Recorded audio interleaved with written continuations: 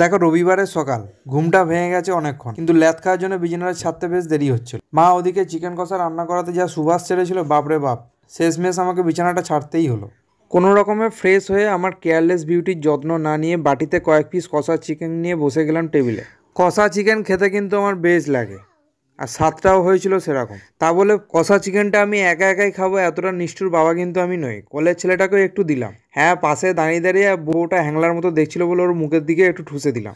হ্যাঁ, দুপুরে ভাত খেতে বসার আগে স্নানটা অবশ্যই করেছিলাম। ভাত পাতে যখন দেখলাম উচ্ছে আলু ভাজা পড়েছে, তখন ও কি আর বলবো তোমাদের, আমার কিন্তু উচ্ছে আলু ভাজা দিয়ে ভাত খেতে বেশ ভালোই লাগে। তাতে যদি একটু লঙ্কা ডলে নেওয়া যায়, আবার মাংস খাওয়ার আগে যদি একটু উচ্ছে ভাজা হয়, আমার কিন্তু দারুণ লাগে। প্রথম পদটা শেষ হওয়ার পর পাতে পড়ে গেল পাতলা মুরগির মাংসের ঝোল, গরম গরম, যাকে অনেকে বলে চিকেন কারি। দেখো, মাংস 2 পিস কম হলে অসুবিধা নেই, কিন্তু আলুর সাথে নো কম্প্রোমাইজ। হ্যাঁ, লেবুটা তো চাপতেই হবে, সেটা ভুলে গেলে কি করে চলবে? যতই হোক বাঙালি তো, মধ্যবিত্ত ফ্যামিলি, সাধারণ মানুষ বলে কথা। রবিবারের দুপুরের প্রিয় মেনু বলতে গরম গরম মুরগির মাংসের ঝোল আর ভাত, তাও যদি হয় মায়ের হাতে, আমার কাছে কিন্তু সেরা লাগে। আচ্ছা, আমি যদি ভুল করে কোনোদিন দেশের প্রধানমন্ত্রী হয়ে যাই না, তাও কিন্তু আমার রবিবারের দুপুরে এই মেনুটাই থাকবে। হ্যাঁ, আমি জানি আমার শখটা মন্দ নয়।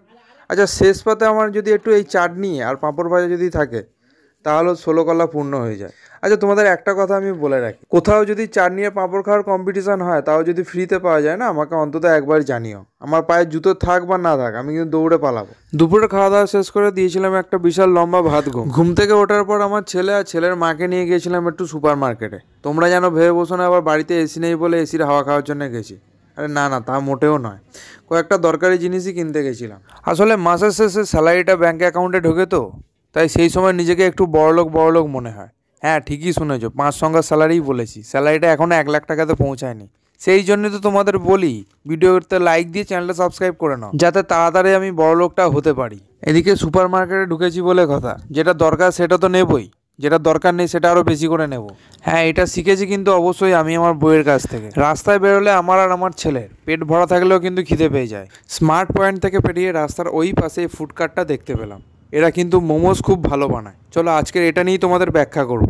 বজবজ প্যারিস্টার মোড় বা প্লাস্টার মোড় থেকে সোজা শামপুর বা মহেশতলার দিকে যেতে বাঁ দিকে পড়ে স্মার্ট পয়েন্ট, আর ঠিক তার রাস্তার উল্টো দিকে ডান দিকে পড়ে এই মোমোস অন নামে ফুডকার্টটি। এরা কিন্তু মোমোস খুব ভালো বানায়। আচ্ছা, এরা কিন্তু সন্ধ্যেবেলা করেই বসে, দিনের বেলা এদের দেখতে পাওয়া যায় না। আচ্ছা, এই লোকগুলো কিন্তু নেপাল বা চায়না থেকে কেউ আসেনি, এরা কিন্তু প্রত্যেকে বাংলায় কথা বলছিল। আমি এখান থেকে অর্ডার দিয়েছিলাম 1 প্লেট চিকেন স্টিম মোমো, যাতে পরিমাণ ছিল 5 পিস আর দাম ছিল 60 টাকা। আর নিয়েছিলাম 1 প্লেট আফগানি মালাই মোমো, যার দাম নিয়েছিল 120 টাকা, সেখানেও ছিল 5 পিস। ওই যে বললাম না, স্যালারি ঢোকার পর নিজেকে একটু বড়লোক মনে হয়।